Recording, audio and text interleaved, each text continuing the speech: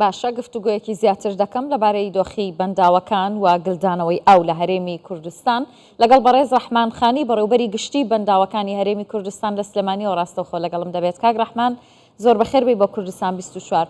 پێمان بڵێ و ڕێژە بارانبارینەی ئەم ساڵ ئاستی ئاوی بەنداوەکانی چەند زیاد کردووە بەراورد بە پار؟ زۆر سپاس. لە ڕاستیە ئەو بارانە بە تایبەتی ئەو شەپۆلەی دوایی بارانێک بوو لە زۆربەی ناوچەکانی هەرێمی کوردستان تەجاوزی ساڵی پاری کردووە و تەجاوزی ساڵانی ڕابردووی کردووە لە بە تایبەتی لە پارێزگای دهۆک و بەشێک لە پارێزگای هەولێر. ئەو بارانەی کە باریوە لە هەندێک شوێن 350-300 ملیم لە ساڵی پار زیاترە، بۆ نمونە دینارتە، بۆ نمونە سەرسەنگ، بۆ نمونە بجێل، بۆ نمونە زۆربەی ئەو شوێنانە لە ساڵی پار بامەڕنی زۆر لە ساڵی پار زیاتر باریون. بەڵام بەداخەوە زۆربەی ئەو ناوچانە ناوچەی زەی گەورن کە هیچ بەنداوێکیان لەسەر نییە بەداخەوە. بەڵام لە شوێنەکانی تر بۆ نمونە مەسەلەن لە سلێمانی، لە شارە زوور، لە کەلار، لە کفری، با بڵێن لە باشووری سلێمانی و باشووری هەولێر باران کەمتر لە ساڵی پار لە هەندێک شار و شارۆچکە باریوە. لە کۆی 90 محەطە کە ئێمە بارانی تیا پێورێ لە تەواوی شار و شارۆچکانی کوردستان تەنها نزیکەی 14 شوێنمان هەیە کە لە ساڵی پار بارانی کەمتر تیا باریوە، ئەوش جیاوازیەکە زۆر نییە و لە زۆربەی ئەو شوێنانەی ئەو بارانە گرتوێتەوە داهاتی ئاو زیادی کردووە، سەرچاوەکانی ئاو بوژاونەتەوە، بەشێک لەو بەنداوانە سەرڕێژیان کردووە کە لەو ناوچانە دروست کراون و ئێمە چاوەڕوانی بارانی زیاترین لە چەند هەفتەی ئایندێ. باشە کاک ڕەحمانەی ئاستی ئاوی بەنداوی دووکان، دەربەندی خان، بەنداوی دهۆک ئەوانە ئاستیان چەند بەمەتر ئەگەر پێم بڵێ چەند زیادی کردووە؟ بڵێ لە ماوەی 3 ڕۆژی ڕابردووە بەنداوی دووکان نزیکەی 1 متر ئاستی ئاوەکەی بەرز بۆتەوە، بەنداوی دەربەنی خان نزیکەی 35 بۆ 40 سنتیمتر ئاوی بەرز بۆتەوە، بەنداوی دووکان بەنداوی دهۆک نزیکەی 80 بۆ 90 سنتیمتر ئاستی ئاوەکەی بەرز بۆتەوە و وەکو قەبارەی ئاویش لە هەر سێ بەنداوەکە نزیکەی 125 ملیۆن متر سێجا داهاتی ئاوی بۆ هاتووە و بەشی زۆری ئەو داهاتە کۆکراوەتەوە و گلدراوەتەوە لە بەنداوەکانە.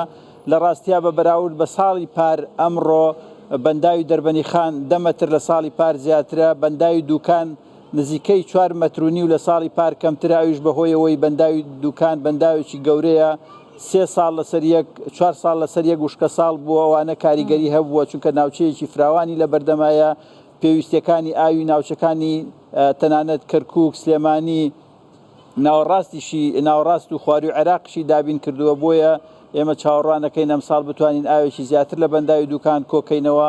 لە بەنداوی دهۆکیش نزیکەی 2 متر لە ساڵی پار ئاستی ئاو بەرزترە.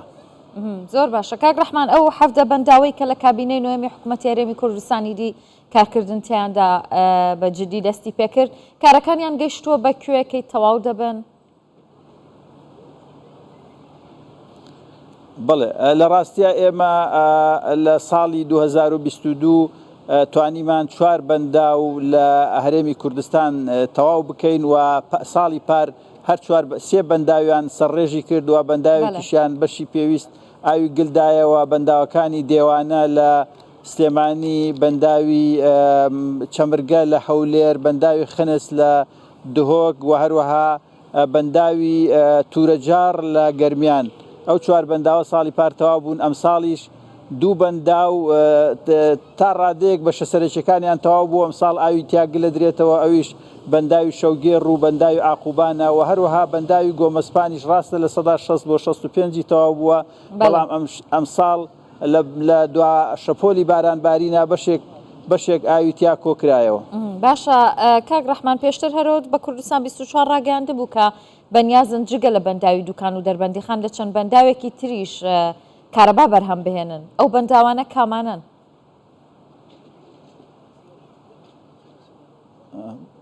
بەڵێ ئێمە لە ڕاستیە ئەو بەنداوانەی کە باس کراون ئەو بەنداوانن کە لە دراسی استراتیژی عێراقا هەن. بەنداوی منداوەیەکێک لەو بەنداوانەیە کە حکوومەتی هەرێمی کوردستان گرنگیەکی زۆری داوەتێ و هەروها لەگەڵ لایەنی عێراقیش ئێمە لە گفتوگۆی بەردەوامین.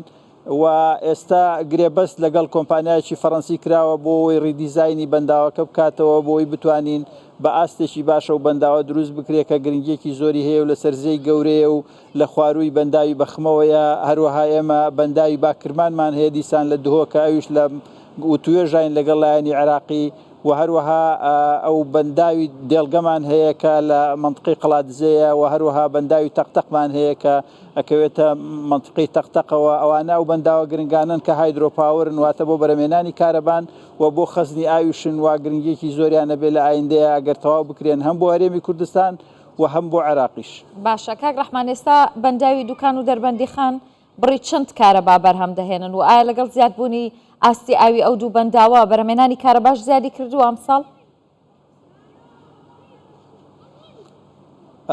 لە ڕاستیە ئێمە ئێستا لە بەنداوی دوکان تەنها یەک وەحدەی کارۆمایی لە بەنداوەکە لە کاردایە و هەروەها لە بەنداوی دەربەنی خان لە ڕاستیە بەرهەمێنانی کارەبای تیا کەم کراوەتەوە بە تەواوی بۆ ئێمە بتوانین خەزنی ئاو بکەین و هەروەها لە دوکانیش لە ڕاستیە لەبەر گرفتی کارەبا توانیمانە یەک وەحدە بە بەردەوامی کار پێ بکەین. دەنا ئێمە تەنانەت حکوومەتی عێراقیش داواکاری ئەوەی هەیە کە بەدانەوەی ئاو کەم بکەینەوە، بەڵام ئێمە لەبەر گرفتی کارەبا و هەروەها لەبەر دەعمی کارەبا یەک وەحدەمان ئیش پێ کردووە بە بەردەوامی کە نزیکەی 45 مێگاواتێک لە بەنداوی دوکان لە کاردایە.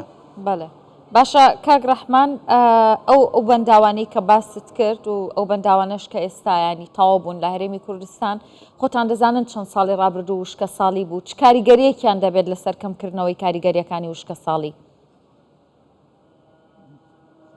بڵێ لە ڕاستیە ئێمە ئەو بەنداوانەی کە هەمانن ئەوەی کە ئاماژەتان پێکرد بەشێکیان لەم بارانە سەرڕێژی کردووەوە. ئێمە لە ڕاستیە لە ڕابردووە ئاستی ئاوی و بەنداوانەمان دابەزاند بۆەوەی پێویستەکانی خەڵکی تیا پێویستەکانی خەڵکی خواروی بەنداوەکان و دەوروبەری بەنداوەکان دابین بکەین و ئێستا بەشێک لەو بەنداوانە سەرڕێژیان کردووە. بۆ نمونە بەنداوی دێوانە سەرڕێژی کردووە، بەنداوی سماقولی سەرڕێژی کردووە، بەنداوی دێگەڵا سەرڕێژی کردووە، بەنداوی ئەستێڵ لە قەراخ سەرڕێژی کردووە. بەشی زۆری ئەو بەنداوانە سەرڕێژیان کردووە و ئەوانی تریش بەشێکی کەمیان ماون کە سەرڕێژکەن و لە ڕاستیە گرنگێکی زۆریان هەیە بۆ ناوچانەی بەنداوەکانی لێیە و پێویستەکانی خەڵکی ناوچەکەی دابین کردووە و کانی و کانیاوەکان و بیرەکانی ئەو ناوچانەی هەموو بژانوەتەوە کە ئەویش گرنگێکی زۆری هەیە بۆ ئاوەدانی ناوچەکان. دەستخۆش بەڕێز ڕەحمان خانی بەڕێوەبەری گشتی بەنداوەکان لە سلێمانی میوانم بووی، زۆر سپاس.